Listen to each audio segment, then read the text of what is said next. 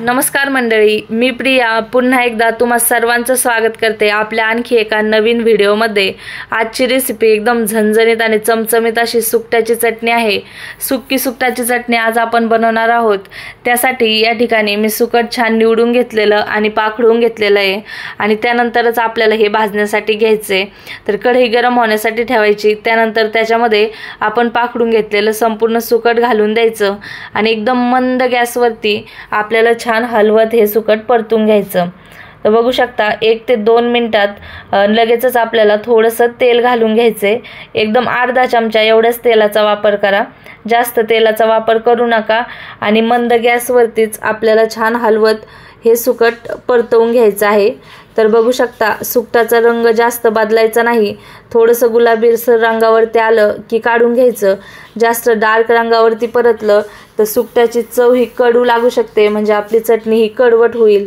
त्यामुळे अशा पद्धतीने भाजून घ्या, लगेचच काढून घ्या।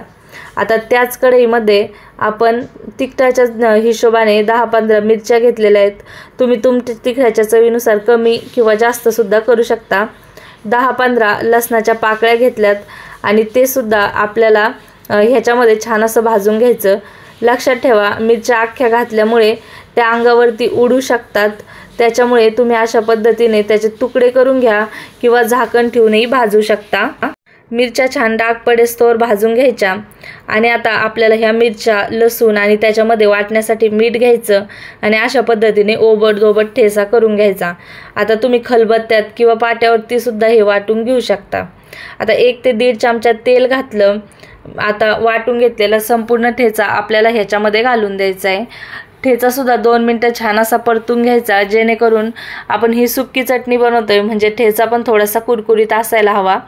त्यासाठी जास्त जाळायचं नाही, लगेचच गॅस कमी करून आपल्याला ह्याच्यामध्ये भाजून घेतलेलं संपूर्ण सुकट घालून द्यायचे आणि अशा पद्धतीने पूर्ण छान एकदा मिक्स करून घ्यायचे। तर बघू शकता हे संपूर्ण साहित्य एकजीव झालेलं आहे।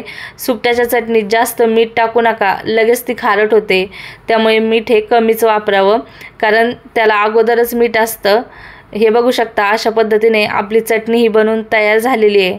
वरम भातासोबत खाऊ शकता किंवा ज्वारीच्या, बाजरीच्या भाकरीबरोबर खाण्यासाठी तर एकदम अप्रतिम ही चटणी लागते। एकदम झटपट 5 मिनिटात होणारी ही रेसिपी आहे, त्यामुळे एकदा नक्की बनवून बघा आणि तुम्हाला ही रेसिपी कशी वाटली मला ते कमेंट करून सांगायला विसरू नका। जर व्हिडिओ थोडा जरी आवडला असेल तर व्हिडिओला लाईक करा, इतरांना शेअर करा आणि आपल्या चॅनलला नक्की सबस्क्राईब करा।